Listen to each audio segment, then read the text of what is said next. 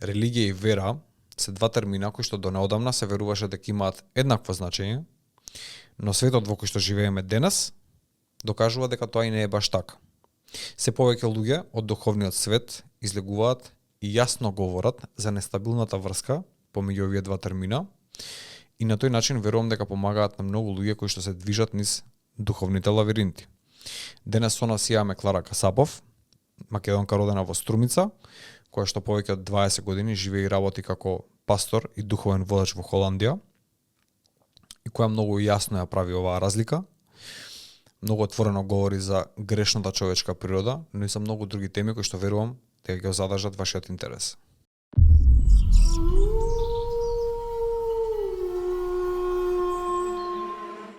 Каде е Бог во целата приказна? Значи, од минатото гостување сакам да споделаме еден заклучок еве од пасторот. Он го имаше извадено, што мислам дека многу добро осликува позицијата на човекот денес во однос на каде е човекот, а каде е Бог. Вика, луѓето полни со демони веднаш го препознаа Христос, а луѓето полни со религија го распнаа Христос. Да. Сите луѓе во Евангелијата што читаме, што беа обседнати од демони, што беа жртви на демони, во првиот момент кој ќе се сретнеа со Христос или Христос ќе ги сретнеше, го препознаваа Христос. Луѓето полни со демони на прва го препознаваа Христос, а луѓето полни со религија го распнаа Христос. И ај се видите. Луѓе полни со писмото, значи фарисеите со веќе го знаеа писмо, ја го знавам, они го знаеа, напамет го знаеа. Се знаеа, се што имаше да се знае и поише од тоа. Луѓево со демони го препознаа Христос и беа ослободени, а луѓево со религија, полни со писмото, го распнаа Христос. Кој е твоето мислење? Можам да кажам да, така е, а од друга страна, ако го подобро Евангелието разбереме, не само религиозните луѓе го распнаа Господ Исус, туку сите ние што сме грешни. Пошто Господ Исус дојде сите грешници да ги спасат, да не спаси нас. Значи, ако читаме исторички Светото писмо, тогаш тие се тие кои го распнаа Исус. А ако имаме откровение од Евангелието, ќе знаеме дека Бог го возлюби целиот свет и го даде својот единороден син, за да секој што ќе поверува во него, ќе има вечен живот. Тука е малку друга приказната, друга страна од Евангелието целокупно, дека Бог го дава својот син Исус да умре на крстот на Голгота. А сега, без увид на кој го препозна, кој не го препозна и кој го има прифатено и кој не.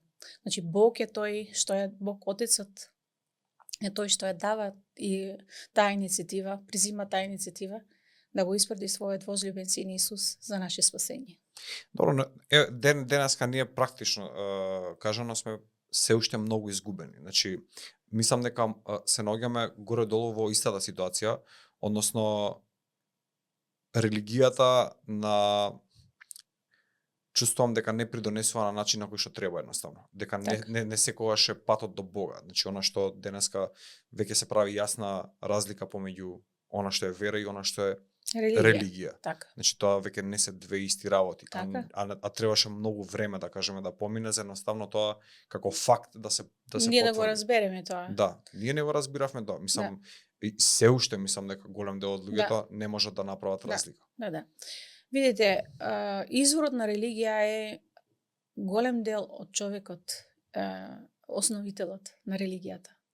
Имаме над 3000 религии низ целиот свет, низ сите векови. Над 3000 религии. Религија е начин на верување, барање по Бог или боговите. Значи, гладот, жедот на човечката душа по својот творител постои од секогаш. Прашањето кои ги имаме и потребите се исти биле од секогаш. Али кој ќе го дадеме тоа во мерка, да го мереме на вага со живиот Бог и религијата, тогаш ќе кажеме, тогаш што иде од Бога е вистината, а религијата можам да кажеме една голема лага. Поради што религијата може да има свој елементи кои човекот може да го подобри. Ете, не лажи, не кради, знаете, такви... Да, принципи, начини на норми, функционирање, да. али тоа не нас донесува до живиот Бог.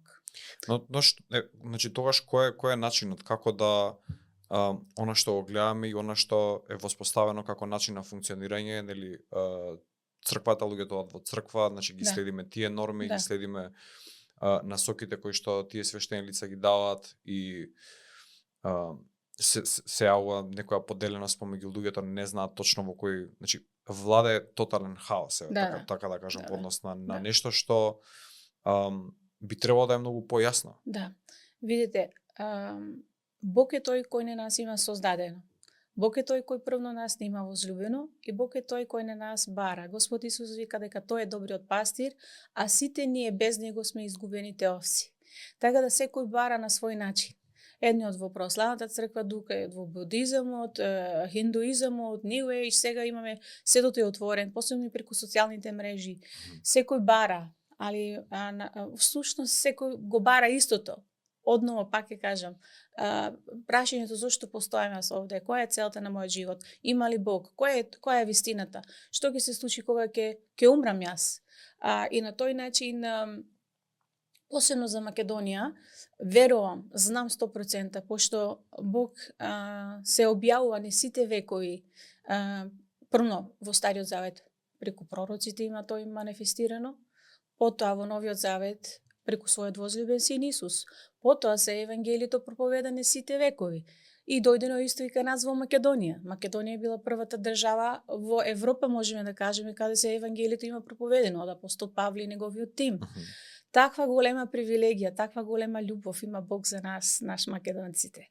Значи не можеме да кажеме дека од секогаш сме биле тие изгубените.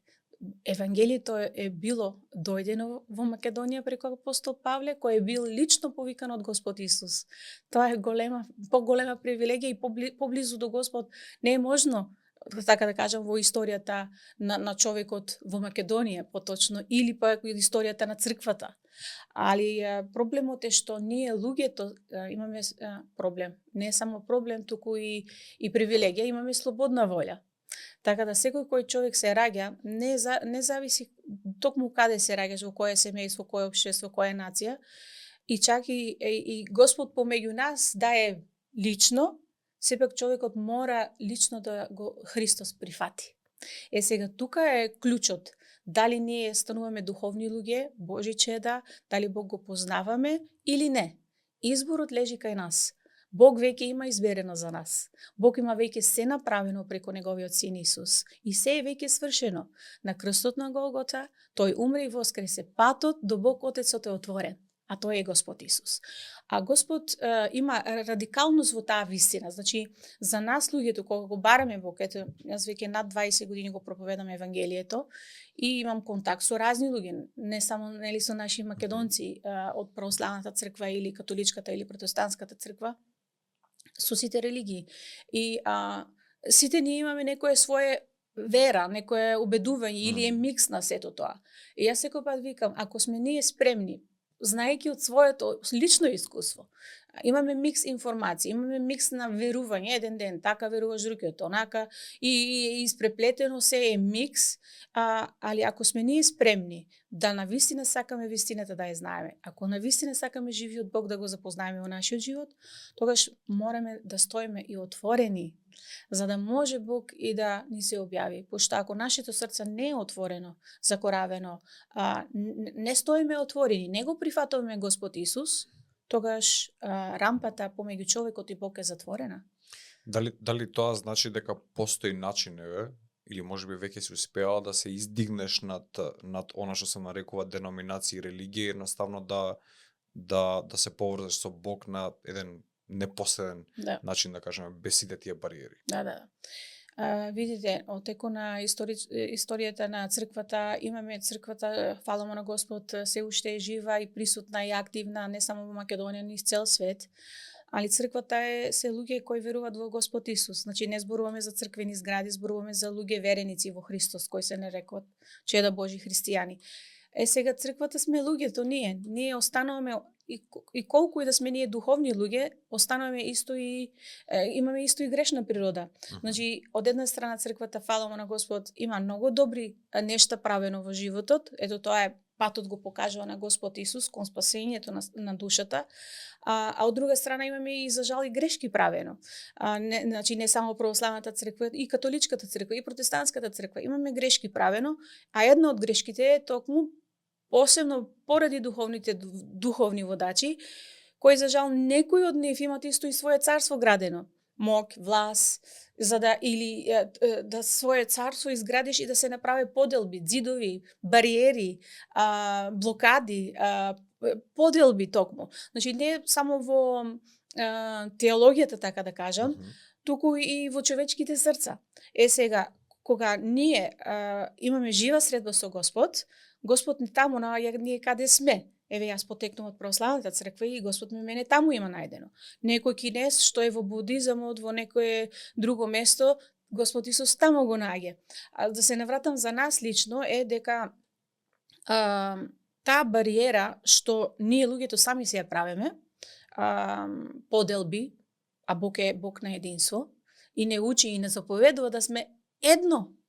Како што Господ Исус има и молитва за тоа, како што тој е едно со Бог Отецот, така тој сака и неговите сите што веруваат во него, универзалната црква Христова, да сме едно, едно во духот. Значи не можеме ние да бидеме едно, ние сме веќе различни, уникатни луѓе, ти така чувствуваш, мислиш, кога Господ Исус посебно зборува за едно, зборуваме за истата вера, истата физија, истата пасија, истото Слово Божје што е напишено, се пренесува на векови, така е како што е напишено. Не философирај, не отврлувај, не додавај, така е како што е. Значи, ние за жал самите си ги правиме тие проблеми, да кажеме ние христијаните.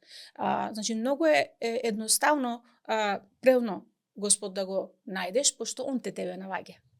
Значи, ние имаме глад, жед, бараме го, но тој чека во негово правилно време на нам да ни се објави, ако го бараме. А од кога ни се објавува, тогаш Он дава откровение. Што значи откровение? Откровение значи да нешто е затворено било за нас, покриено, темно е, непознато е, неискусено е, но Господ во неговата љубов, вистина, светлина, неговиот карактер што е, ни се отварат духовните очи, нашите духовни уши, нашето духовно срце и почнуваме ние да разбереме да започнуваш твојот творител да го запознаваш по вистина и дух, како што вика Господ Исус. И вистинските луѓе кои го слават Господ, кои го сакаат, е по вистина и по дух. Сега ние имаме исто и разум, човекот постои од тело, душа и дух, али првно Бог оде во душата, во духот. Нормално дека и мозочето наше е овлечено во тоа, али во духовноста Бог се објавува, Бог е дух и се објавува на нашиот дух. И кога се објавува, тогаш ние, колку и да сме уникатни луѓе, колку и да сме комплексни, оштетени, заслепени, незнаени, вистината, пошто Бог е вистината, и кога вистината се објавува, ние примаме таа вистина. Тогаш почнува духовното развивување. Сега за нас, како например што сме ние големината од православната црква, тогаш ќе разбереме дека Бог е многу поголем од православната црква, односно Бог е Бог, не е црква. Ние сме црквата. И ќе почнеш сите тие погрешни интерпретации што си ти сам исто, не само да кажеме погрешни учења, но сам ти што имаш сам интерпретирано. Сега кај мене траеше, например, јас во мојот личен живот, како православна, само беше православната црква за мене. Единствената црква за во светот, единствената вистина, и тоа што јас знаев, и тоа што јас верував, и бев многу, можам да кажам, радикална во тоа. А сето друго беше за мене едно непознато, а од друга страна, Бог ми прости, бев арогантна и брутална во моето незнање, беше сето друго грешно, сето друго беше, рековме, секта.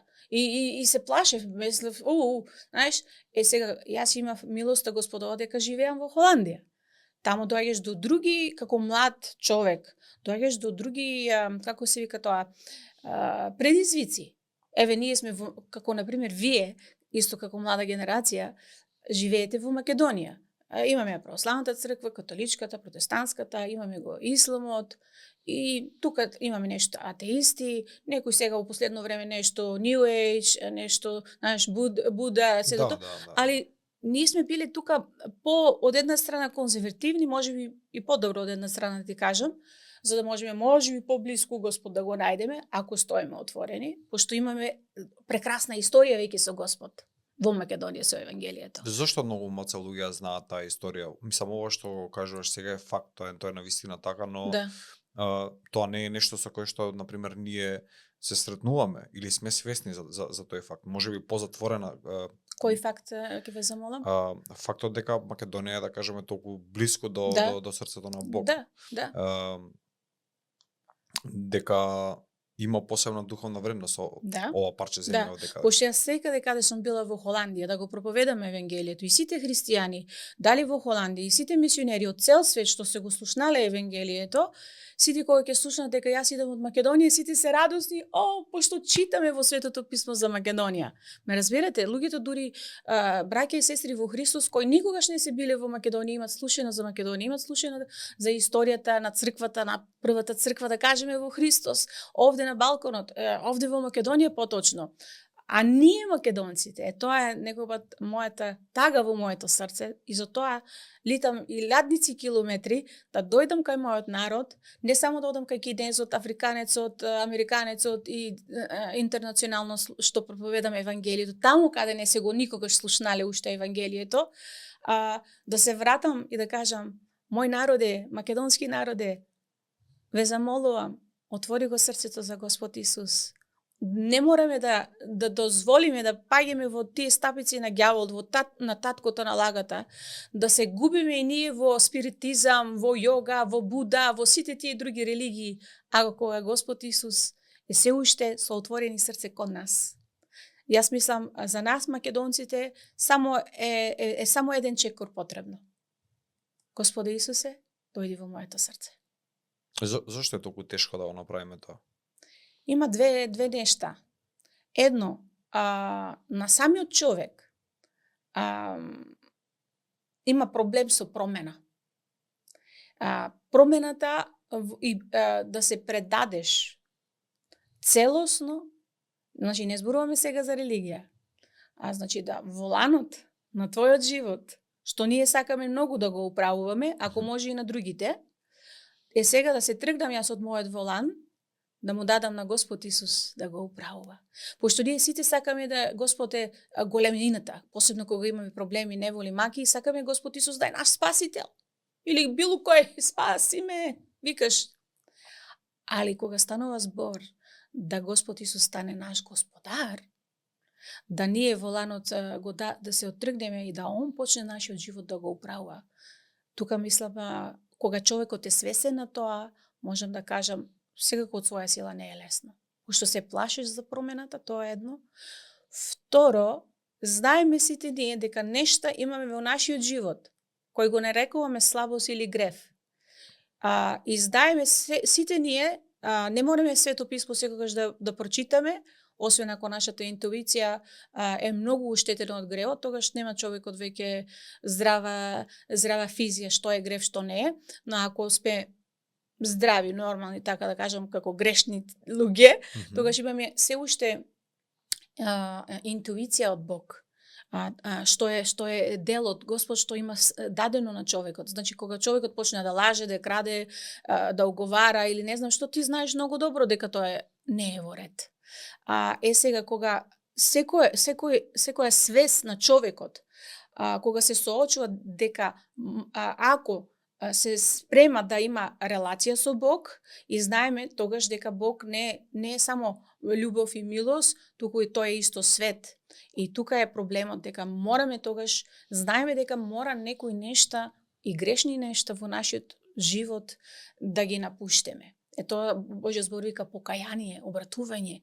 Тука е проблемот помеѓу ние имаме сите грешна природа во нас. Точно тоа ми беше и тоа е нешто за кое што станувам се посвесен, да кажам, како што разговарам ако сме искрени. Да, со луѓе како тебе, значи навистина се потврдува одново и одново дека грешната, значи едноставно реализација на фактот дека ние луѓето имаме Греф. под дефолт, да, Мгм. значи доаѓаме со грешна природа, дека Да. и треба многу труд да се вложи едноставно за да се смени таа природа едноставно и да се да се проложи во друг правец. Затоа Господ Исус вика дека треба одново да се родиме, духовно наново да се родиме. Колкава шанси имаме за тоа ми е прашањето. Значи ако Сите имаме шанса. ако не во ред, значи шансата секогаш ќе постои, но дали станува се потешко со времето? Затоа и на пример така сакав да го започнеме днешното снимање, затоа што ако демоните веднаш го препознаваат Христос, а луѓето со религија го раснаа Христос, значи нас не ни останува многу избор, значи на кого да се обратиме. Сакам да ви коригирам од тоа.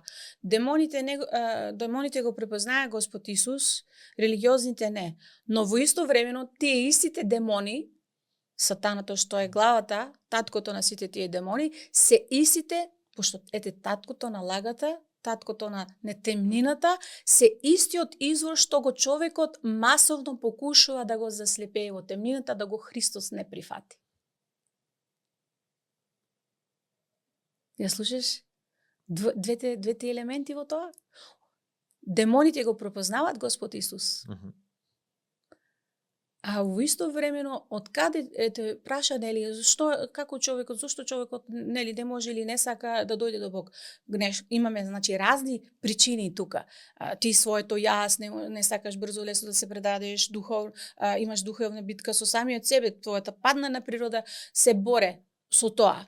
Али во исто времено имаме и ние сите, не само ние македонците, туку цело човечки род, имаме еден непријател, кој е ѓаволот, кој Исус го многу јасно објавува во Светото писмо, во Евангелиите.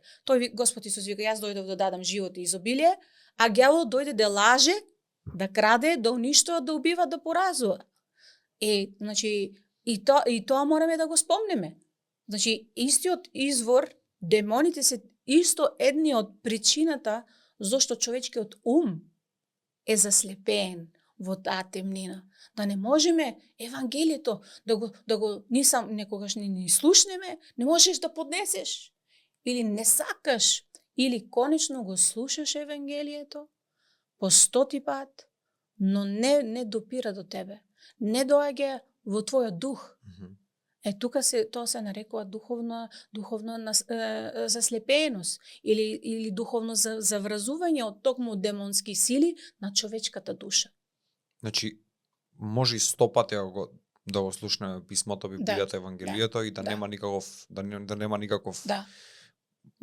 никакво влијание врз на себе, така да кажем. Да, али тоа е често пати најголемата причина, или човечкото јас едноставно не сака, пошто си човекот има слободна волја во тоа, дали го Христос прифатуваш или отфрлуваш, се уште како и ние сега во таа генерација, како тие што фаризеиците и религиозите што беа, ништо не е променето, или пак човекот е обседнен на вистина со демони, што му припречуваат во таа што е слободната волја што имаме е заврзена и умот е со тие демонски сили буквално како хипнотизиран. Слушаш, али не слушаш.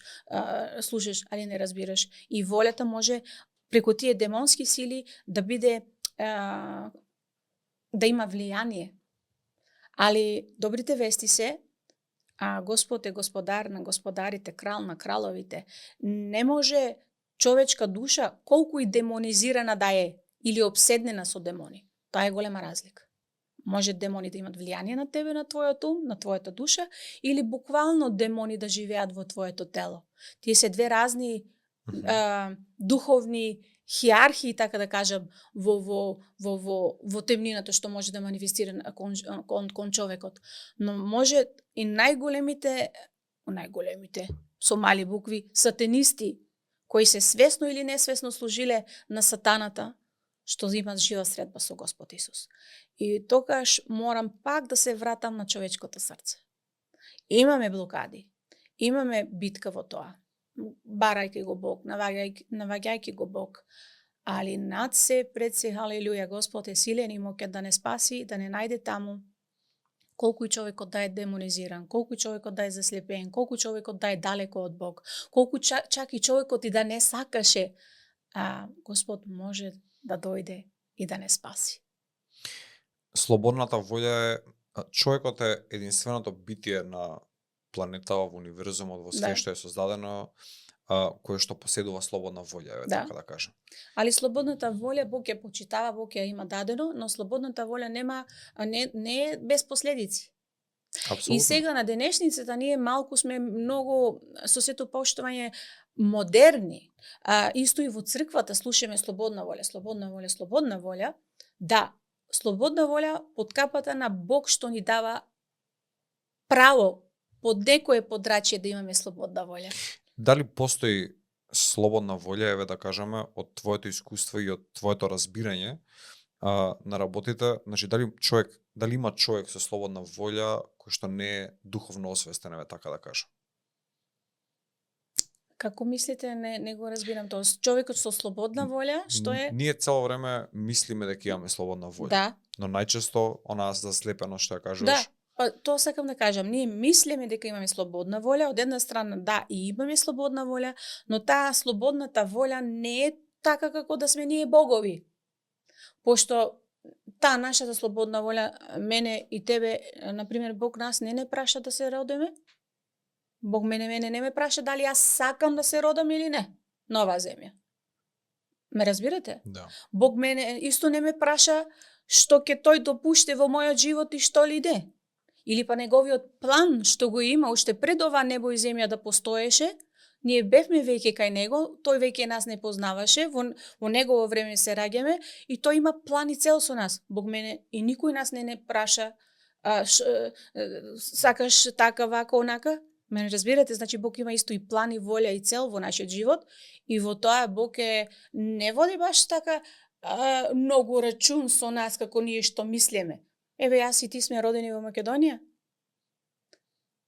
Може би некој си вика, Господе, зошто не ми даде да се родам каде има мед и млеко, нели? Да. Или јас, например, сум родена во скршено семејство. Кога сум била млада, сум имала проблем со тоа. И секој пат сум викала, Господе, зошто не ми даде да се родам во семејство, мајка, татко, браќа, сестри, љубов, мир. Но не. Значи, сега ти давам примери дека нашиот живот на оваа земја, што како се развиват нештата, нели, на сите нас, е факт исто дека Бог е господар и на човечката волја. Дали страдањето е, да кажеме, најблискиот пат можеби до Бог? Прашањето ми е, луѓето што се во комфорт имаат тенденција, еве да кажеме, таа човечка грешна природа повеќе да ги обзема. Луѓето кои што се изложени на страдање, на болка, на проблеми, на тие да го барат побрзо Бог. Да, континуирана борба, тие се некако поблиску до Бог или побрзо го наоѓаат. Така често пати нашата човечка логика мисли. Тој имаше многу проблеми или таа имаше многу проблеми, болести, неволи, драми, трами и така таа душа жална, измачена во борба во животот и така тераше спас и така го бараше многу повеќе Бог. Може да сме повеќе под притисок поради мачењето на оваа земја, али од друга страна јас познавам луѓе кои се мултимилионери, кои имат топ функции, кои се на се имат.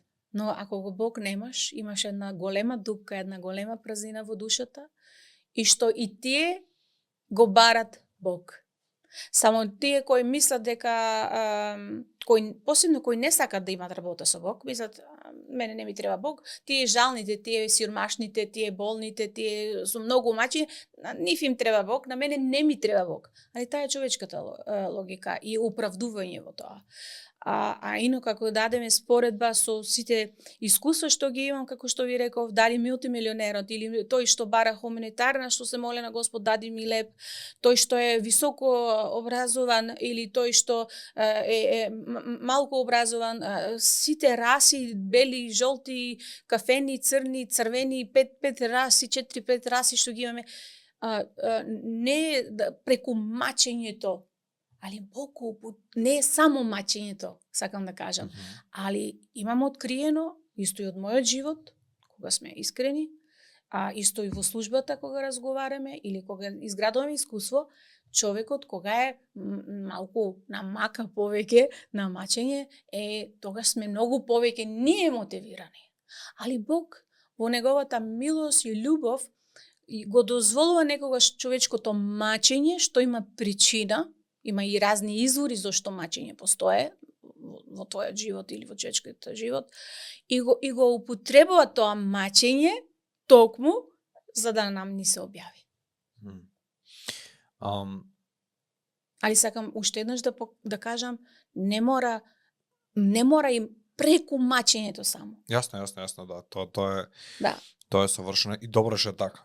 Да, фала му на Господ. Тоа е добро Инаку што би е биле така. прежални да се сам преку маки страдење. Па не, и ќе беше многу поедноставно. Да. Значи, од она јас што го разбирам, патот до Бог никогаш не е едноставен и никогаш не е праволиниски, затоа што да беше така ќе Едноставен го е, најде. Исус вика, јас сум патот.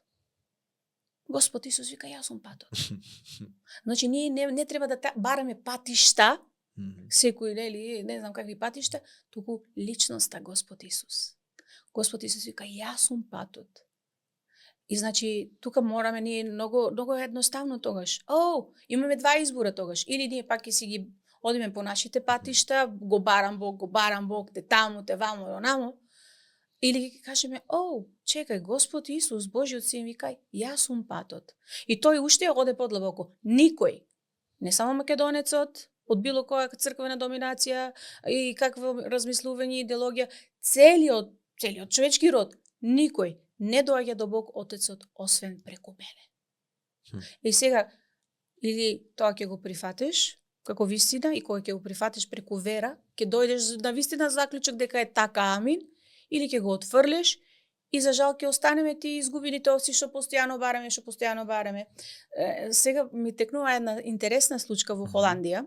Едви како денеска дош, како што врне во Скопје кај нас, така во Холандија почесто пати врне дош, и еден ден спонтано одам во продавница и стоиме таму, купуваме нешто за јадење и стои еден господин до мене.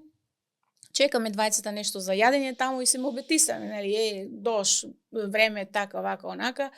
И долго приказна кратка да ја направам, господинот сподели дека бил низ целиот свет, патува многу. Јас викам, ме интересира, пошто јас имам патувано многу и имам учено од тоа многу, и го прашав, нели, од радозналост, нешто научиме, разговор, социјален контакт, каде бевте и со која цел? И тој самиот рече, па целта ми е, го барам Бог.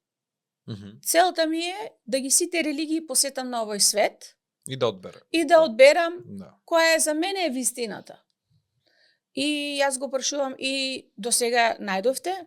Вика не. Каде бевте? Тој наброја, сега во програмата е предолго, и значи не се низикјавам буквално, нели, по дефиниции, но беше човекот насекаде. И насекаде.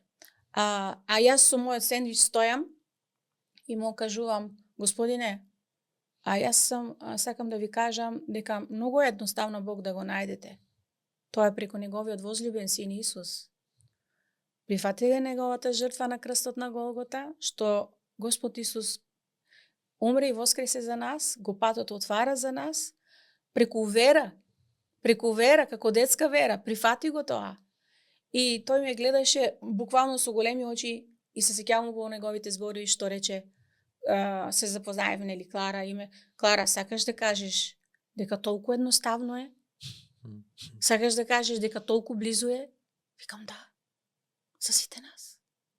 За сите нас. И тоа е жалното за нас, луѓето.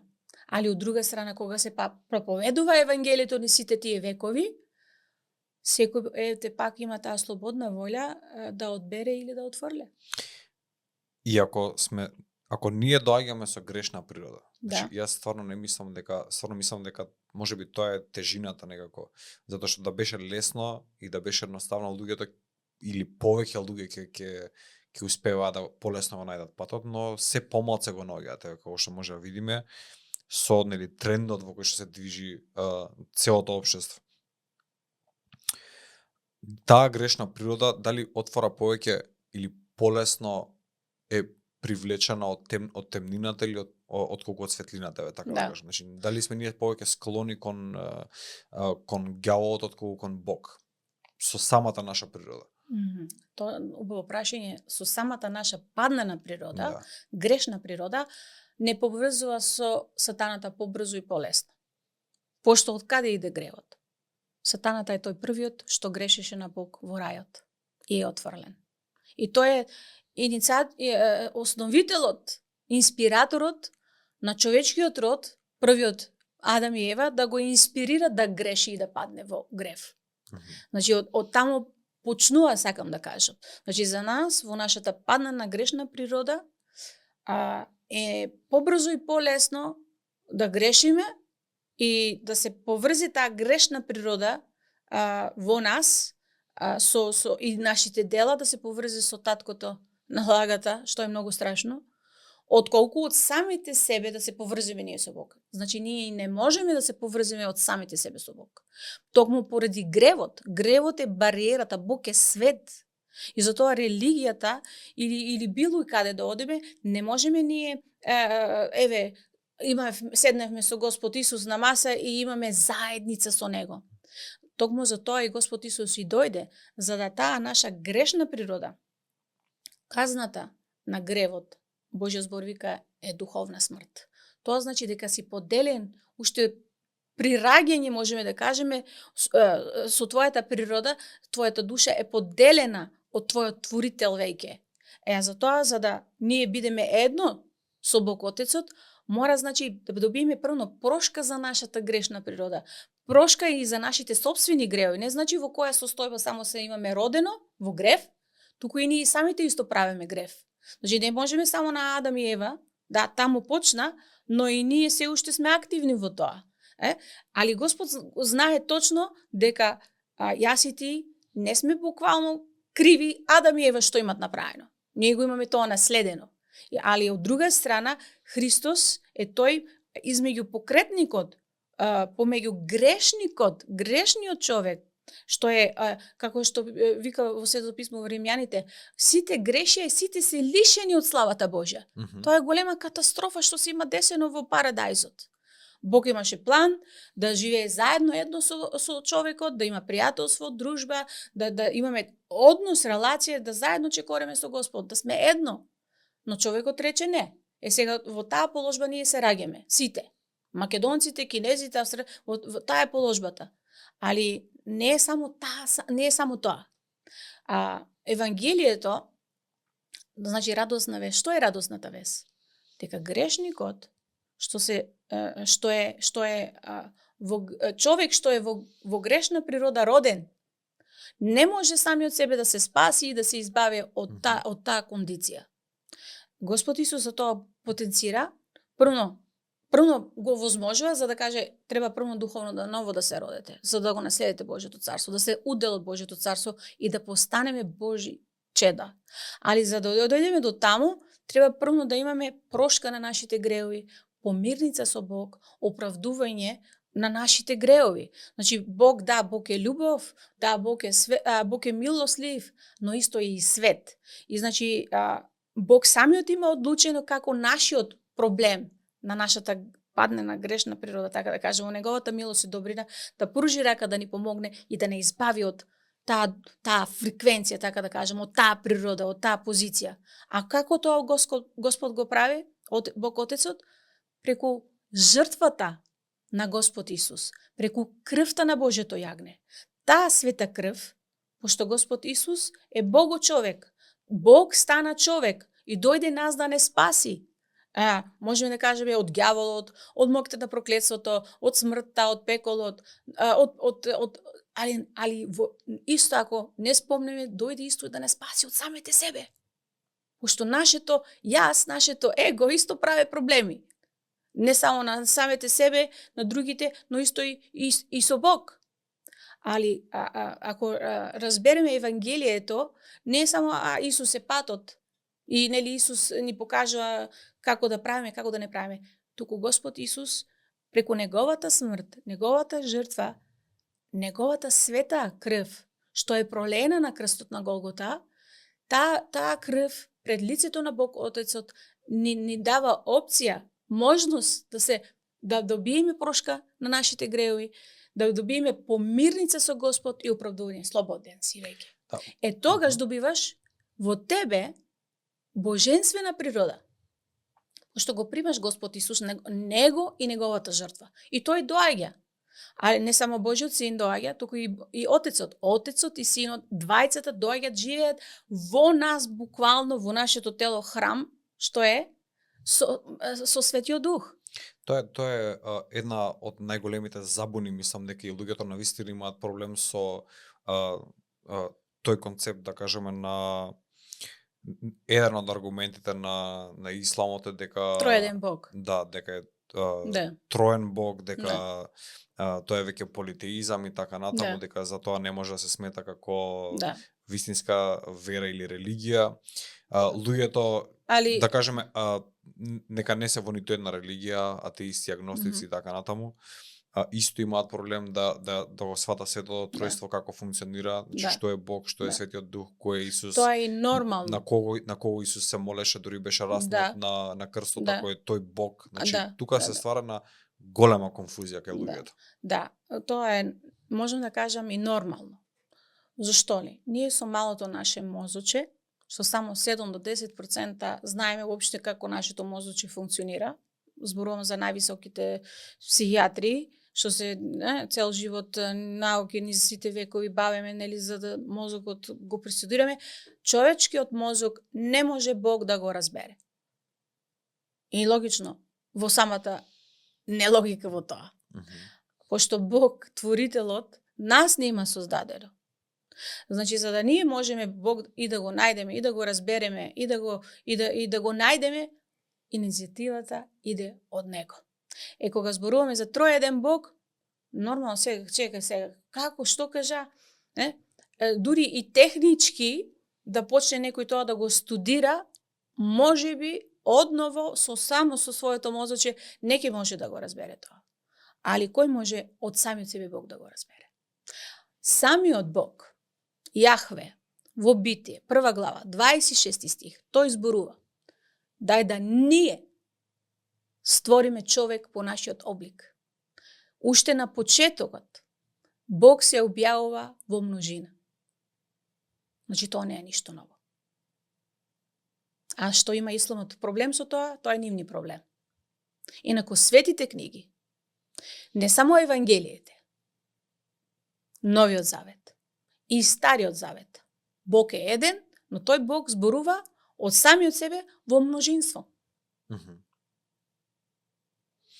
Тоа е, ајде да кажам, навистина тешко за луѓето да го сватат, затоа што значи технички можеме да го пронајдеме тоа уште од почетокот на светите книги во Битие. Докази постојат, запишано е, да. Така. А да го ние можеме тоа да го фатиме, да го тоа разбереме, навистина ни е потребен тој Светиот Дух, Духот на Бог, самиот, да тој самиот ти го тоа објави. Клара, како во твојот живот се појави Бог? Кој беше твоето искуство?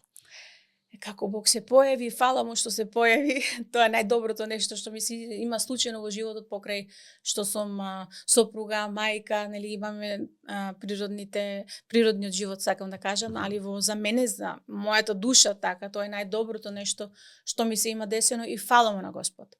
Значи, јас уште мало девојче имав одсекогаш глад и жет за Бог.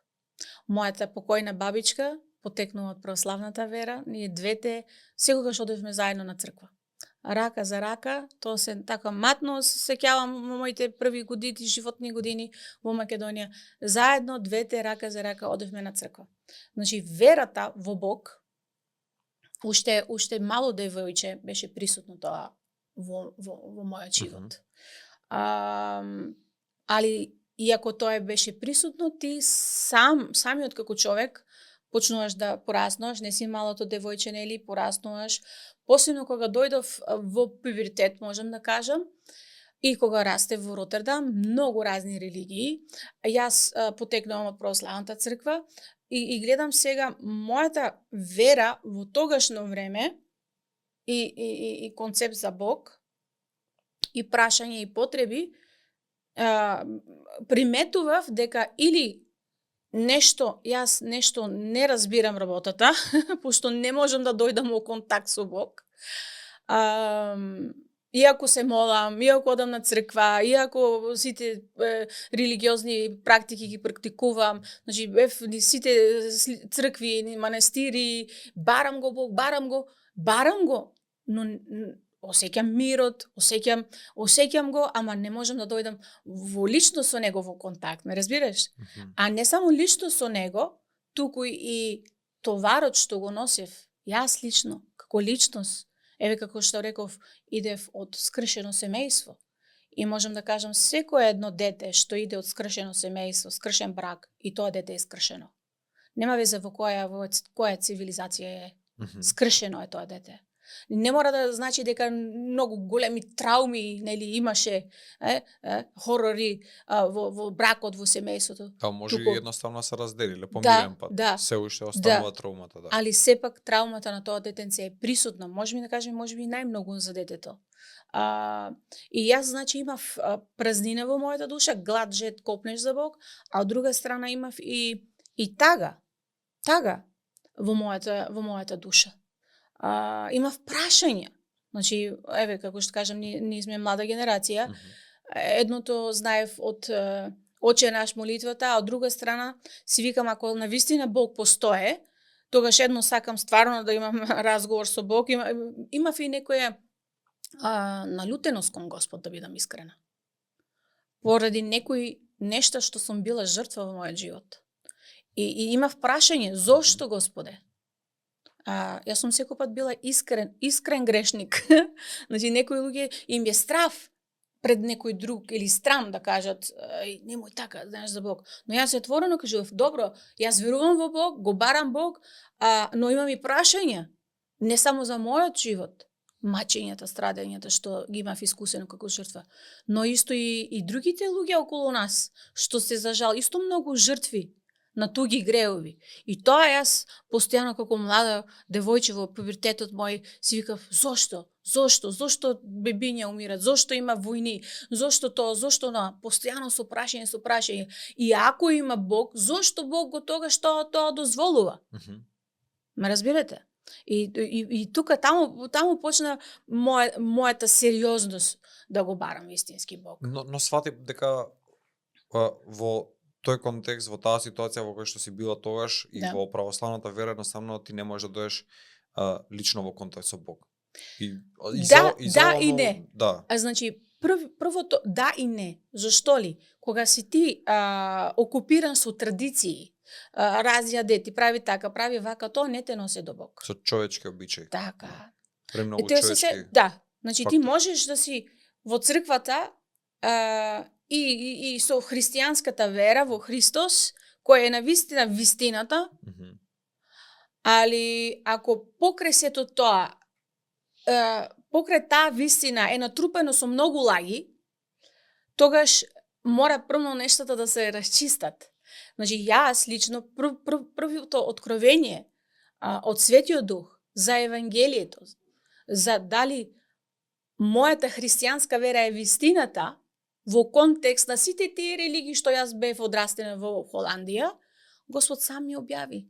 Во православен храм, каде јас одев таму, на одмор бевме со другари, и како што реков, јас одев постојано по цркви, постојано по манастири, таму се молев.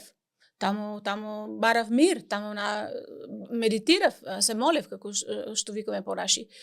Тоа беше на одмор, бев скоро 18 години. За прв пат бевме на одмор на скиење, за прв пат во животот тоа. И тоа беше на Попова шапка. И таму има православен храм. И јас отидов сама таму. Нашите другари си останаа да се скијат, нели? Тие не беа зафатени, не можам сега да погледам токму у нивното срце, но не беа заедно со мене, да кажеме, ајде, ќе одеме заедно на црква, или да се разговараше некој пат за такви теми, но јас бев секој пат во тој момент многу позагрејана. Да, позагрејната. Се сеќавам дека имаше снег, нели, зимно време скијање, долго време па одев пешки и беше напор и беше и опасно сега кога ќе размислам сама ти одеш на планината на Баирот таму. И може нешто да ти се деси и никој ништо не ни знае, нели? Али со таа детска вера, со тој глад, отидов таму И тој момент, Виктор, таму започна Господ со мене. Стоев и убаво се сеќавам како денеска. Размислував и си прашав самата себе, али исто во мојата душа и кон Бог. Господе, ако постоеш, објави се. И таа моја христијанска вера, дали е стварно вистината или не е? Сакам да го знам тоа. Ако не е, тогаш се отргнувам од тоа. Што и да е? Значи, стоев отворена, али само вистината да е. Божјата вистина. И се сеќавам, Виктор, во тој момент, кога тоа го размислував и се молев и во моето срце го искажував кон Господ, дојде тих, топал ветер во тој храм. И како што може Бог зборува на многу разни начина на човекот. Но во тој момент, за прв пат, Господ ми изборуваше, јас не ни знаев тогаш што се, нели сега знам да го дефинирам, тоа беше Светиот Дух, сигурно. Али тогаш беше што е ова? Нели после си викаш, имаше одгоре контакт со мене, реакција, манифестација. Гласот на Светиот Дух беше целокупен. Не само во мене, во моето битие, туку и околу мене во целата присутност, простор. И се убаво сеќавам, како што знаеш, ние во прославните цркви имаме убави цртежи, библиски приказни. И јас погледнав баш во тој момент на крст, како Господ Исус Христос е нацртен на крстот, како виси на крстот. И баш во тој момент слушам Светиот Дух како многу лично ми зборува. Клара, да, Христос е вистината. Тој умре за тебе. Служи му. Од една страна беше тоа толку пријатно како да се соединуваш на вистина со својот Творител.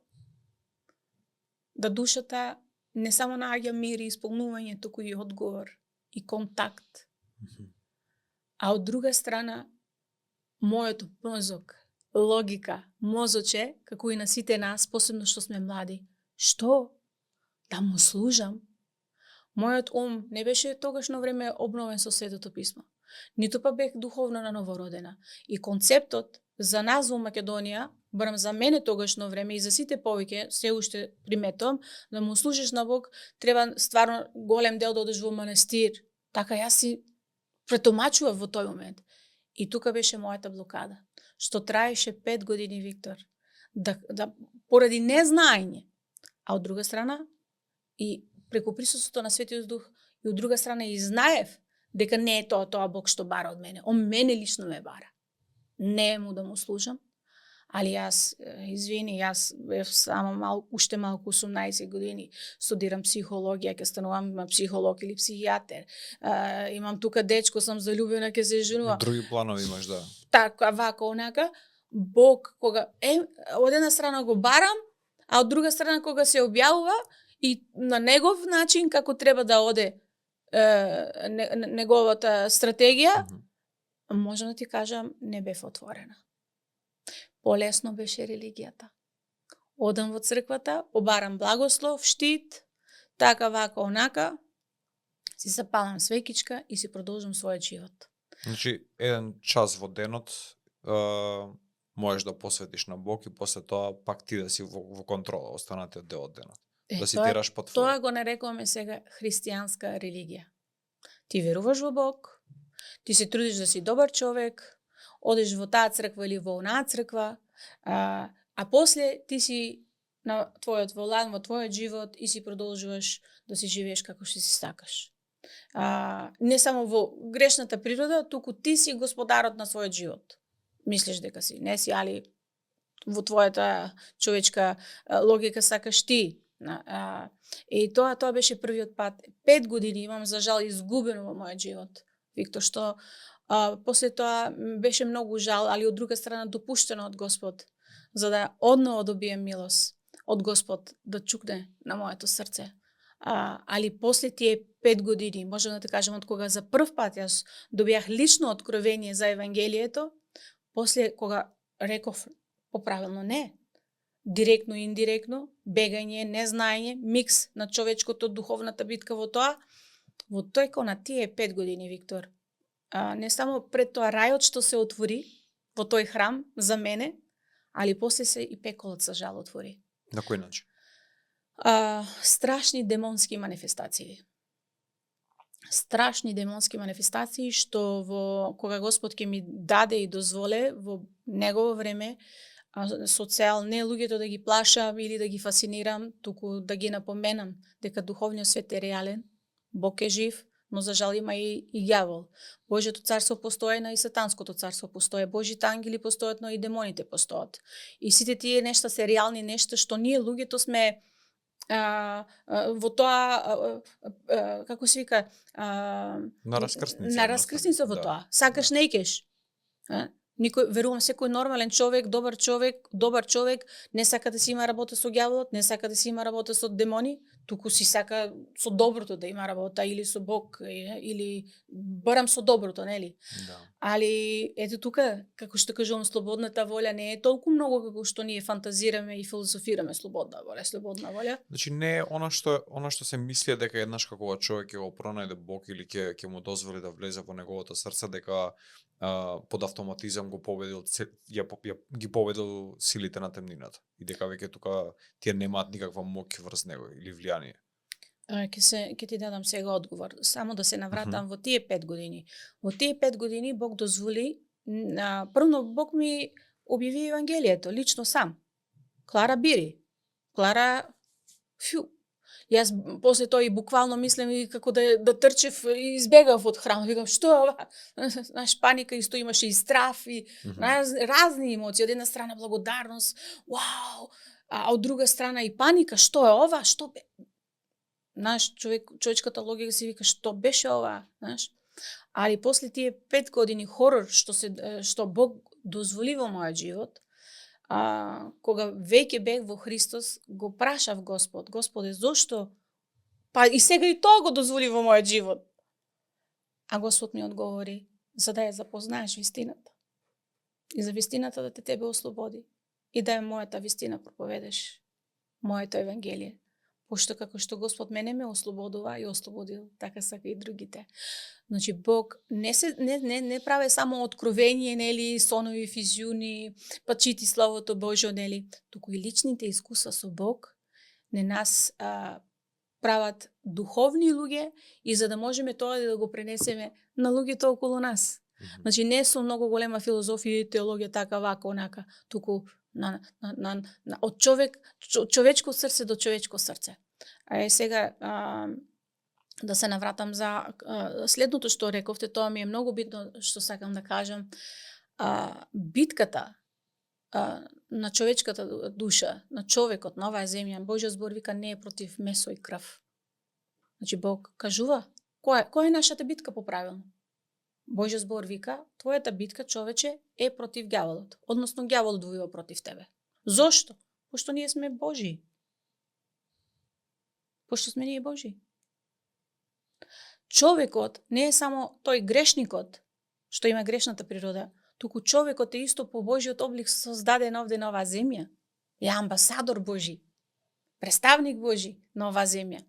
Бог сака да сме чеда негови. Бог сака тој неговиот план, неговата волја во нас и преку нас, неговото царство овде на оваа земја да манифестира. Ме разбирате? Значи никогаш Божиот план не е бил Бог е во рајот, во небото, во небесата, ние тука и после живееме и си се починуваме и си одиме во рајот. Бог од секогаш е сакал да има не само релација со нас, туку и неговиот план овде на оваа земја преку човекот да го тоа изврши. Сега, сатаната што е непријателот првно на Бог, е автоматски и нашиот непријател, пошто ние сме Божии.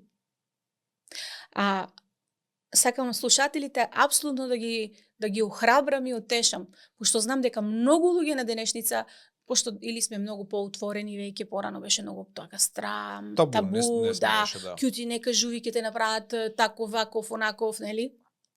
Али на денешница, пошто човекот се повеќе и повеќе живее во грев, портата на пеколот се повеќе и повеќе се отвара и тогаш е логично да тие демони повеќе манифестират преку гревот.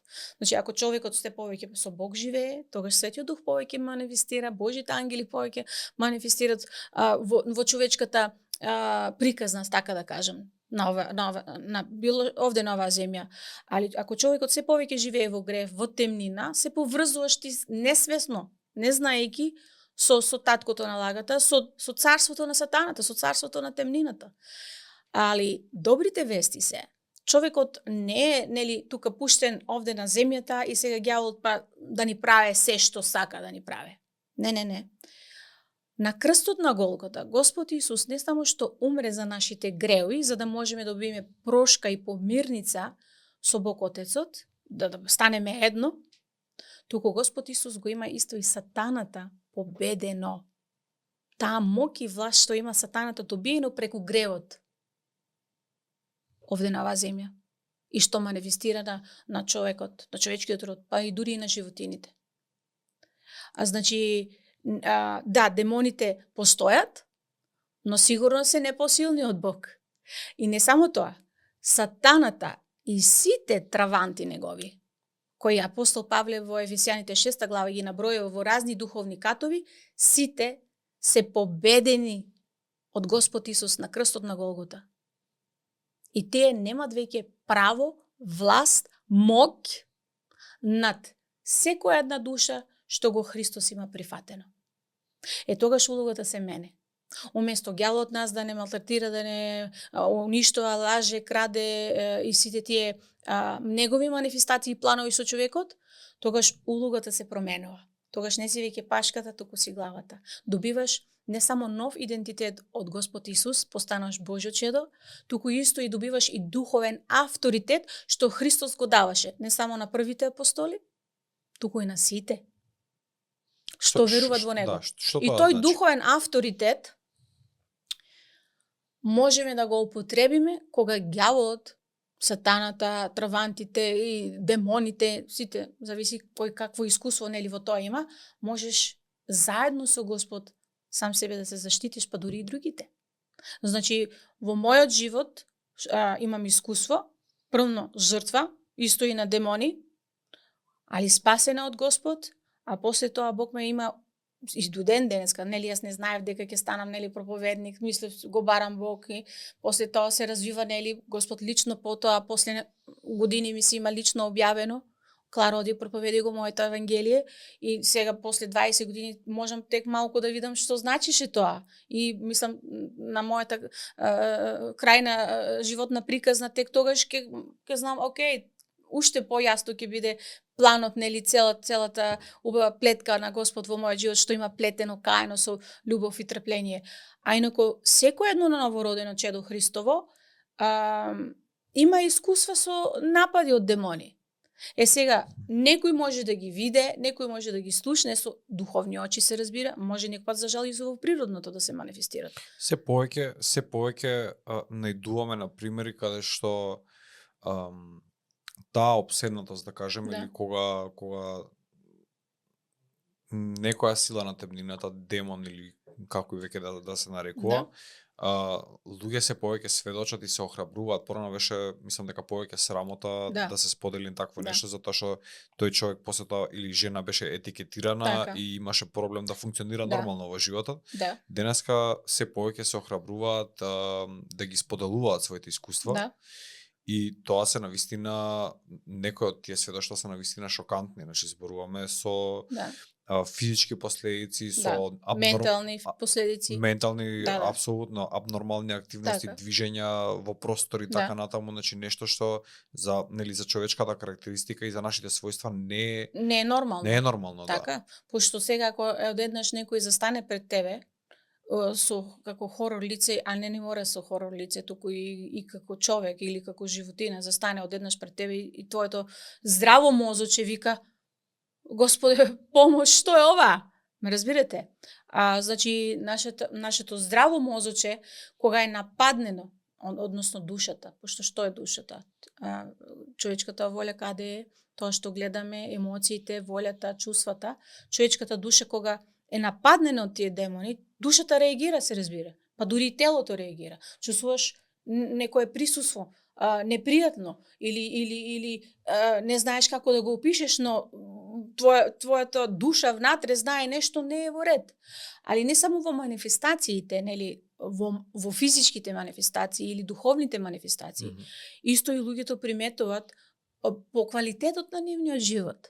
Ете, сакаш добар човек да си, сакаш да се умножуваш, да си благословен човек, работеш, но од секаде бараш работа не можеш да најдеш или конечно ја најдеш баш тебе ти имат ти викат Избркана, бараш сакаш девојка да најдеш или дечко, нели, да се удомеш, брак, семејство, но постојано ти или не можеш или се погрешни луѓе наоѓаш. Се некоја собрекајка, постојано некоја собрекајка ти се дешава. Луѓето почнуваат да приметуваат, видите, кога има постојано демонска манифестација и напад во еден човечки живот, кога и да е, таа човечка душа ќе почне на вистина не само со духовни очи да ги гледа нештата, туку и логиката на човекот си вика има нешто што мене буквално тероризира. Има нешто што ме нападнува и што ме блокира во мојот живот да напредувам во секое едно поле. Или пак во некое специфично поле. И што ти сакаш тоа да го надминеш, но не можеш. Сега, колку е тоа, значи, дали, мислам, ако тоа е веќе многу поедноставување, според мене, затоа што дали неуспехот во некое поле може да биде исклучиво заслуга на духовна заспаност, да кажам, а не на едноставно немање талент или едноставно потенцијал човекот да се реализира во тоа поле. Да. Видите, ние сите тенка е границата, е многу тенка, невозможно да се направи. Сега ќе ви кажам да направиме малку во коцка за да го разбереме. Кога Бог не нас ете така пушта на овај свет да се родиме, тој ни дава исто и таленти. Значи секој си има свој талент од Господ. Кога се духовно наново раѓаме, добиваме духовни дарови.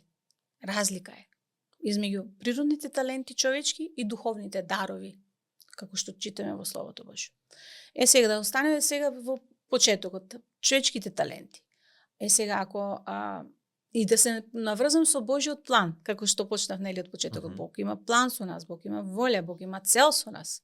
Ако ние луѓето во тоа, поради што не го познаваме Бог, или па не сакаме да го познаваме, или го познаваме, но пак не му даваме простор на таа територија во нашиот живот, тогаш не е секој пат нели дека еве на пример, некој сака да е мултимилионер. И сега покуша се да стане мултимилионер. Добро. Али ако не ти е дадено од Бог и одобрено од Бог, дали ти веруваш во Бог или не, дали го познаваш или не, ако едноставно Бог каже не, тогаш ти можеш север, југ, исток, запад, во цела планета да ја шедиш, но ти нема тоа да бидеш тоа ти што сакаш да бидеш. Ме разбирате? Значи, од друга страна, пак таа слободната волја, малку е, како да кажем, комплексно тоа да се објасне, и има улога слободната волја. Али како што реков, Бог е над таа слободна волја. Значи, сега, талентите, ако ние дејствуваме под талентите Бог што ни ги има дадено и под благодатта Господ што ни го има дадено врз нашиот живот, благословот Господ што го има целокупно за нашиот живот, ако ние дејствуваме во таа територија, тогаш нештата многу побрзо и полесно ќе ги достигнеме, отколку да сакаме нешто да постигнеме што не ни е дадено. Тоа сакам да кажам. Ја тоа го разбирам како од Бог да ни се дадени неколку одредници, позитивни и негативни, да кажем, и неколку таленти како да стигнеме до нив. Но тоа е предвидено за нас и нашата слободна волја ќе зависи дали ќе ги искористиме или дали ќе стигнеме до нив или нема да стигнеме. Но оно што го кажуваш ти е практично, ако не е во некоја од тие одредници, на пример, многу пари, слава, што и да е, значи ако не е предодредено таму, ние не можеме да стигнеме таму, што и да направиме. Ако Бог нешто не сака, нема да биде. Пошто Бог е Бог. А ако Бог допушта и под капата на нашата слободна волја, тогаш имаме простор. Сега, многу луѓе се разочарени и викат сакам нешто да сум, Но и викат тој е крив, оној е крив, јас сум крив, ѓаволот крив. Тука веќе одново мораме стварно да имаме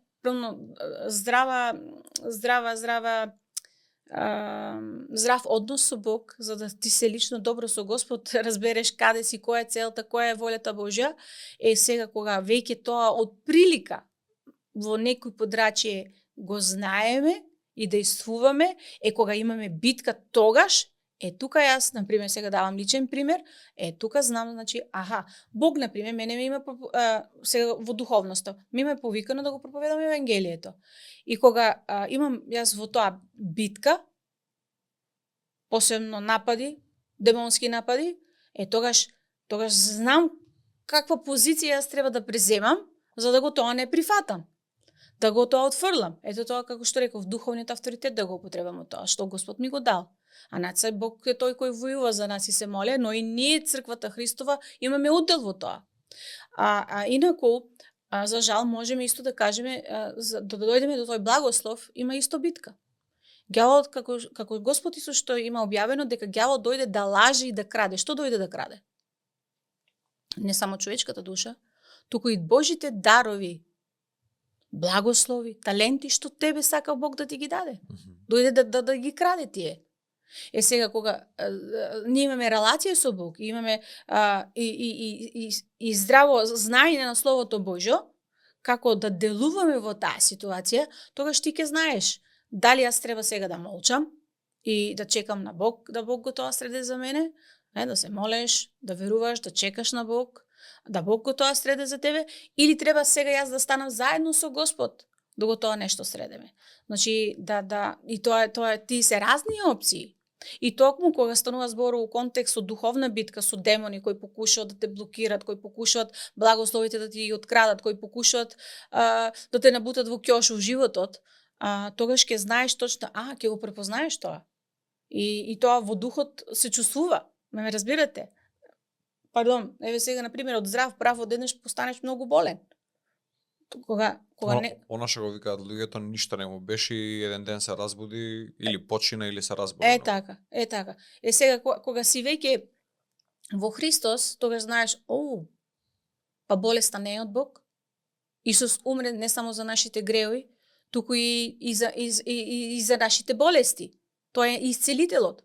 Телесно, душевно, духовно, тој сака нас и може нас да не исцели. Тој исцелуваше сите болни, кога беше овде на земјата, Господ Исус е се уште и тој се уште исцелува. Значи, кога сум јас болна, јас не го гледам тоа како еднаш што имам за жал шокантно слушнено од младо момче, па Господ ми има таа болест дадено и ја трпам и ја прифатувам, таа е неговата волја. Да.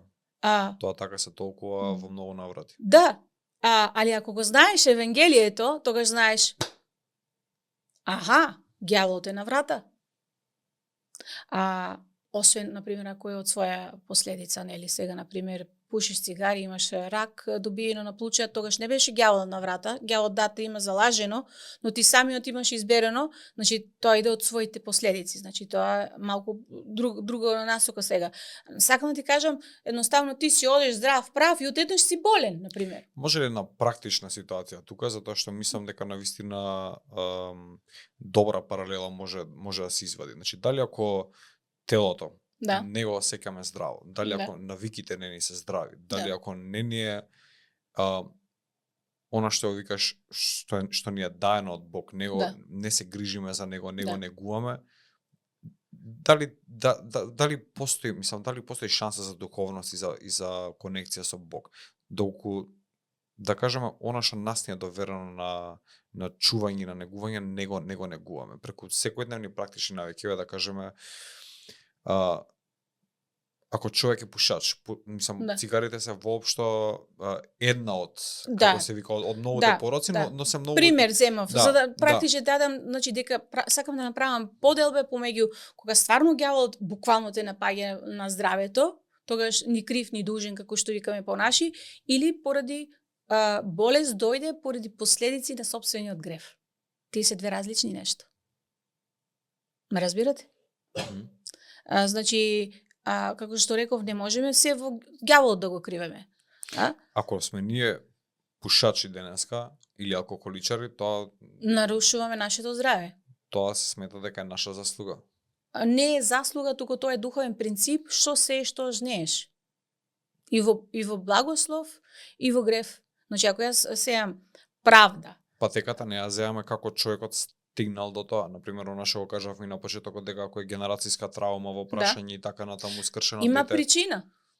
Секој има своја причина. Зошто тој пуше цигари? Зошто тој е алкохоличар? Зошто тој се пријадува? Зошто тој така? Зошто секој има своја причина? Точно. Дали причината не е, да кажеме, олеснителна околност на некој начин за тој човек? Затоа што ја има. Па видите, човечката душа од сама себе, ако не е духовно на ново родена, таа е празна. И секој, не само што е во грех родена, туку исто е и празна. И ние нашата празнина ја попунуваме, тие кои веруваат со религија, например, али не секој ја попунува празнината па со религија, со шетање, патување, студирање, амбиции, сонови, пасишта. Секој на свој начин својата душа празна душа исполнува, али исто и своите трауми, таги, багаж на животот покуша да го лечи. Значи, зошто, например, некој кога почне алкохол да употреба, нели, кога бевме млади во друштво, прв пат инспириравме да видиме како е тоа, да искусиме, па сме пијани. Станува збор за луѓе кои се зависни од алкохол. Докажено дека тие луѓе имаат секогаш траума некоја, што со алкохолот, дрогата и сите разни зависности покуша самата душа да се исполни и да се исцели. Значи, тоа е жалното, дека човекот овде и на сам себе си наштетува со своите избори. Токму со таа слободна воља. Првенствено сам на себе. Да. Првенствено Да. сам на себе. А додека Бог стоја отворен и сака да каже, чедо моје, дојди кај мене, јас сакам да бидам изворот на твојот живот во се. И во радоста, и во мирот, и во здравето, и во благословот, и во потенцијалот, пошто тој е веќе изворот на животот. Он е изворот на животот. Али ние ако црпеме надворот изворот на животот, тогаш што ќе црпеме? Јас ќе црпам од тебе, ти ќе црпаш од мене, сите црпеме едно од друго и ѓаволот за жал тоа го злоупотреба исто против нас. И на крајот доаѓаме еве како што сме дојдени масовно. Значи сега кога ќе погледнеме во минатото, не викам дека во минатото не е имало страшни греови. Човекот е исти, нели, човечкото срце. Да. Али големината, тежината на гревот како на денешница што е присутен, ненормалното е нормално стането. Луѓето веќе не се срамат голем дел од грев. Значи, тоа заслепувувањето, али исто и безбожноста. Причината зошто сме дојдени до овде каде сме дојдени. Дали е точно дека Бог повеќе ги казнува или се лути, да кажеме, на луѓето кои што се свесни за греот и влегуваат во него, отколку за луѓето кои што несвесно постојат и живеат во грев. Така да кажам. За Бог грев е грев. Во неговата праведност грев е грев. Сега Божјиот збор кажува дека има тие пострашните греови, нели, тие греови од кои му се гади, така преведено. Да кажеме убиства, инцест, прелюба. Значи тие греови што читаме посебно во Стариот завет, а исто и во Новиот завет. Тие се греови, други богови, на други богови да се поклонуваш. Тие се греови на што на Бог му се гади од тој грев. Од друга страна, тоа е таа грешната природа, што не знаеме подруго. Се поставува прашањето, мислам дека Стариот завет е препон со инцест и тоа е начинот на кој што едноставно луѓето постоеле во тоа време. Мислам, дури се преферирало, мислам дека во библиската приказна е... Да, али таа види, библиската приказна кога Бог го создава први човек Адам и Ева и нели првите луѓе и сега прашањето е па како тие после нели почнаа да се умножуваат. Морало да има инцест, инаку како ќе се умножуваат. Тоа Бог го знае како. Јас мислам дека Адам и Ева се првите луѓе како ние што сме. Ме разбирате? Како човечкиот род како што сме сега ние. Како Господ го има тоа или допуштено во тој момент за да се само човекот обмножи, или во тогашно време Бог другачие се има тоа човекот омножено. Да, Светото писмо тоа да. не ни го Мојсей што книгата Битие има напишено не ни го кажува тоа. Да. Сега ние може да дебетираме, да филозофираме, многу е па големо, имаше нели UFOs дојдеа од други планети, па не знам што, или па имаше инцест. Али ако станува збор за самиот инцест, Божјиот збор, посебно во Стариот Завет кога започнува Бог, Бог е против инцест. Да се навратам нели за тие гнасните, страшните греови. Да.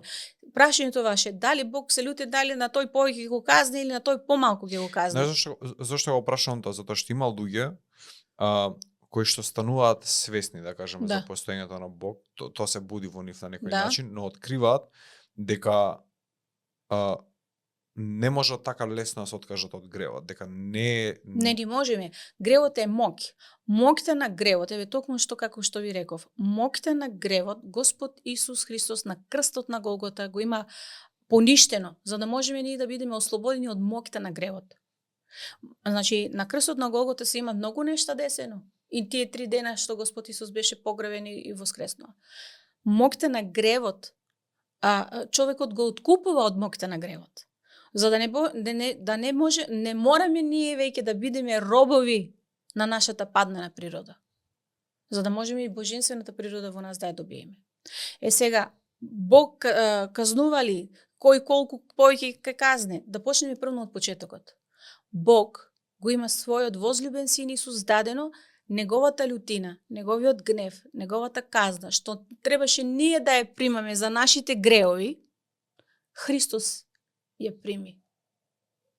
Значи, таа жртва Христова е исто помирница. Не е само прошка, туку и помирница на грешникот. И кога го Христос прифатуваме и неговата жртва, можеме да кажеме Бог веќе на нас не се љути, пошто во неговата праведност и светост некој казната на тој греф ја има платено. Исус. Тоа е значи за кога започнуваме со Бог. А сега кога сме веќе Божи чеда, ние се уште имаме грешна природа. Јас се уште грешам за жал на Бог, на луѓето, на самата себе. Сега тука веќе Божјиот збор доаѓа на степен или точка 2. Божјиот збор вика тој кој знае дека нели не треба тоа да го правиш, тоа е грев. А ти намерно, свесно тоа го правиш, тогаш нормално дека Бог ќе биде многу построг, пошто сега знаеш подобро, а пак правиш. А да Господ го демонизираме, тоа го правиме за жал често пати. Бог стое со бокс, и одма право ќе те избоксира, пошто ти сега пак не сакајки од страф некаде излажа, ти сега, или не само свесно, туку еве таа падналата природа во нас се уште е присутна. Иако Господ може да не крсти со Светиот Дух во нас, ние почнуваме да се просветуваме, али тоа е процес. Значи, Клара како што е сега, вчера или пред 10 години, 20 години не беше таа. Значи, трансформацијата во Христос е постојанен процес. И Бог нас не гледа преку крвта на Божјото јагне. Затоа можеме да имаме и однос. Еве, како што реков, јас имам денеска сигурно нешто грешено на Бог. Ако го мериме тоа во светоста на Бог, сигурно нешто имам помислено, имам нешто кажено, или во срцето нешто, не мора да биде одма страшен грев. Да, не е фатално. Да. Но е составен дел од живењето и од нашата природа, како што кажано. Еве да кажеме, мене ми е многу интересен моментот со стравот. Да. Значи, луѓето кои што веруваат и се поврзани со Бог, дали ако се обседнати со страв од било што зборам, прават грев и на некој начин покажуваат недоверба. Да. Стравот, пред кратко време има баш проповед на таа тема, како нашиот страв да го победиме. И дали може верникот да има опште страв или не, и дали тоа е грев или не. Значи, прво да се разбереме добро. Ние сме луѓе, човеци, ние имаме страв. Тоа е човечкото во нас. Механизам, да. Да. Значи, и стравот, значи во Божјиот збор страв има разни дефиниции и разни преводи. Значи, страв од кучето што трча по тебе, дали кога почне да лае, ти се плашиш и трчеш побрзо, тој страв функционира за да се заштитиш сами од себе. Значи, не секој страв е грев. Или не секој страв е штетност или уштетени емоции или разни причини. Значи, тој страв што го имаме ние е во нас човечкото присутно овде на се што се ние соочуваме на оваа земја во животот. Господ од друга страна што кажува? Не плаши се. Не поради што ние немаме причина да се плашиме. Ние ако почнеме реално да го гледаме опасноста на животот, тогаш ќе сме испреплашени сите. Али Господ вика не плаши се. Не поради што немаме ние причини да не се плашиме во животот, во битката на животот и мачењето и страдењето. Туку вика пошто јас сум со тебе. Тука доаѓа промената. Значи јас можам мој човечки нешто се плашиш, нешто да ти се не деси, али кога знаеш, Господ е со мене, тогаш нашиот ум се обновува, се трансформира и ние растеме веќе во тоа. Растеш, значи верата во Бога, довербата, значи има разлика помеѓу вера во Бог и доверба. Верата, растеш во верата, доаѓаш до доверба. И тогаш ти веќе не се плашиш толку многу веќе. Али човечкото во нас, уплашиш се. Значи, не сакам тоа токму, да го гледаме како многу голем грев, пошто сега ти си вереник, веруваш во Бог, имаш искуство со Бог, а денеска пак се ти оплаши, нели се плашиш од нешто. Присутно е во нас, ако сме искрени. Али тој страв, разликата е без Бог и со Бог разликата е дека можеш да одиш кај Господ со тој страв и да те ослободи од тој страв. Пошто има причина за што се ти плашиш, нели? Апсолутно. Кога одеме кај Господ, токму во таа релација, релација делиш ти се со Господ. Страв, тага, мака, грев, прашање, потреби, тоа е релација. Така да апсолутно.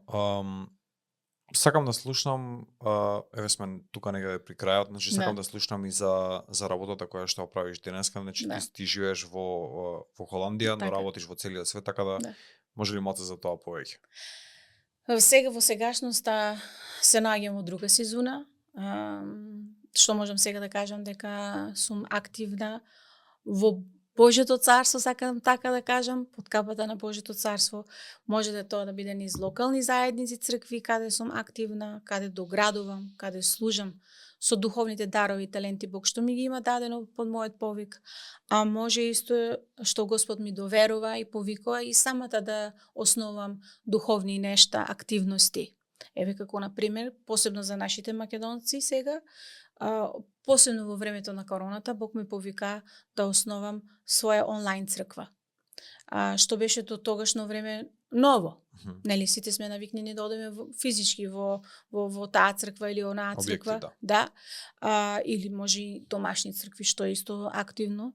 Може би во Македонија не толку многу, но од почетокот во книгата на апостолски дела гледаме, читаме дека црквата Христова почне со домашна црква, нели дома се збира. Значи Бог не е против и на тоа. Значи Бог има разни начина каде домашни цркви, локални заедници така натаму.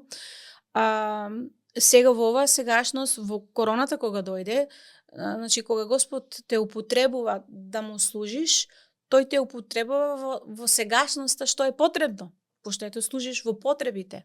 Така во корона кога дојде, Бог ме повика да основам онлайн црква за нашите македонци, за да не морам, нели, постојано да патувам мисионерски патишта од Холандија, Македонија, Холандија, да го проповедам евангелието на било кој начин, низ било кој платформи кои можат да ги наброиме, туку преку онлайн. Така се основи онлайн црквата и така сме со тоа за нашиот македонски народ сум преку Холандија, преку онлайн црквата, социјалните мрежи активна. Тоа е едно, али како сега, како што гледате, сум испратена од Господ. Имаше пред кратко време женско движење отворено, ново, основено, Марта и Марија. И ме таму имат покането да бидам говорник. Тогаш може да се деси дека и физички можам да бидам активна тука. Али инаку, знаете како го искусувам лично сега? Едната нога ми е во Холандија, едната нога ми е во Македонија. Едното дел на моето срце е во Холандија, еден дел е во Македонија. Кога станува збор за постојаноста на мојата служба. А инаку, кога станува збор за во Холандија, поради што има многу разни раси, националности, култури и сето тоа, тогаш одеме на интернационален ниво на службата. Значи, не сум повикана од Господ, нели, во Холандија си само сега на холанѓаните евангелието да го проповедам. Туку на целиот народ имаме 18 милиона луѓе во Холандија, кои 50% се атеисти, другите 50% се микс на разни религии, имаме исто внатре и христијани, и муслимани, и атеисти, будисти, и будисти и хиндуизам, кои исто имаме големи бројки од тоа. И мојот повик да го проповедам евангелието. Значи, не гледам, од кај си ти, која раса, која култура, која религија, туку доаѓам со евангелието. И во тоа се движам во мојот повик, а кога веќе се проповеда евангелието, се ствара две нешта. Едниот го прифатува Господ, а другиот го отфрлува. Тие кој го прифатува Господ Исус, постануваат мои духовни чеда, почнуваме заедно да растеме во верата, во надежта и љубовта во тоа, правиме ученици од нив, како што вика Господ Исус. Одејте, проповедајте го моето евангелие, сведочејте и правите ученици од нив. Значи, почнуваме Светото писмо да го проучуваме заедно, разговараме, молеме и заедно растеме во нашата заедничка вера. Тогаш доаѓа службата на друг ниво. Тогаш не си само, нели, проповедникот, туку и духогрижеч. Затоа доаѓаме во пастирска служба. И во тоа сум имала во минатото разни сезони, разни платформи, низ разни локални заедници во Холандија, големи заедници. И на тој начин Бог ме исто мене има не само употребено, туку и уформено, за да можам стварно да растам јас самата личност, како личност, нели, и да го Бог уште многу повеќе запознавам. Значи, кога одеш да проповедаш низ интернационални цркви во Холандија или преку онлайн на интернационално ниво одеш, кога, например, прв пат бех во Јужна Американска црква да проповедам. Јас бев навикнена или на македонски, или холандско. А сега одеш во Јужна Американска црква, пример, и сите се тотално други од тебе. И сега ти си, јас барам, бев конзервативна, можам да кажам. Си вика, што ова, дали, пошто не си навикнен. И тукма тоа е проблемот на христијанот. Ако христијанот постојано е навикнен во неговата црквичка и сега ти одеш во некоја друга црква, и тоа искуство може малку чудно да ти е. Али баш тоа е убавината сега, дека можеме Бог да го запознаеме дека многу голем е.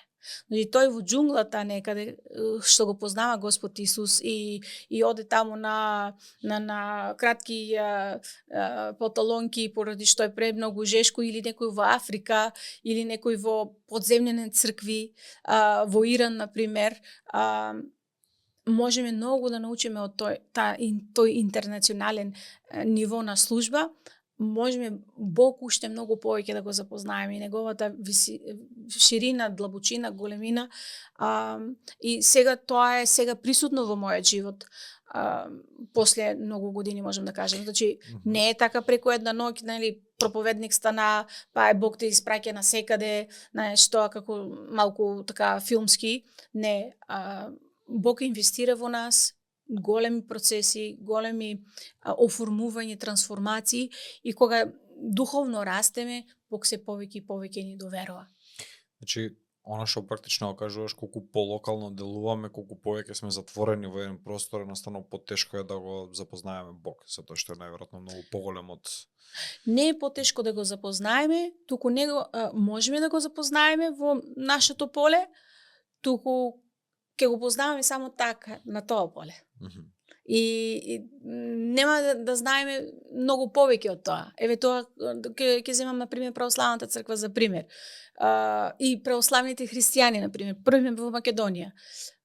Осем можеби младата генерација да е подругачие сега, да има реформа во тоа, нели повеќе информации имаме и сето тоа, али да кажеме стариот православен христијанин. Тој човек тоа е тоа што го знае и тоа е. Од една страна, Господ сигурно може таму да го најде, Господ сигурно може таму да му помогне и да го благослови, да го спаси, нели, а од друга страна, големината на Бог, кога што почнеш, нели, да излезеш од твојата комфортна зона, кога почнеш да гледаш Господ и Господ Исус и кинезот го познава Господ Исус. О, халелуја, и африканецот Господ Исус го сака. Американецот, тогаш навистина добиваме ширината, длабочината, не само на Бог личноста, туку и неговата љубов за сите нас. Ти благодарам за денес, кој уживав во Да. разговорот и очекувам во некоја наредна прилика повторно да имаме шанса. Дај Боже, се надевам дека можев нешто да придонесам на благослов на вашите слушатели, исто и на вас лично, а исто и на мене е благослов да бидам овде, така да останете во милоста Христова и во љубовта на Бог Отецот и да Светиот Дух биде и со вас. И пошто и вие сега правите, нели, подкасти, програми, прашувате, исто и вие учите, верувам дека и вие го барате Бог на вашиот начин. И се надевам дека Евангелието на Господ Исус ќе допре исто до вашето срце. И што сакам за последно да кажам, со детска вера постигнуваме најубавите нешта со Господ. Таа детската вера, и тоа сакам и вас да ве мотивирам и секој ден што слуша, таа детска вера, прифати го Господ таков како што е, како мало дете го верувај тоа, читај го Словото Божје токму како мало дете, да, амин, така е. Со таа детска вера ќе можеме на вистина да имаме контакт со Господ. Ти благодарам.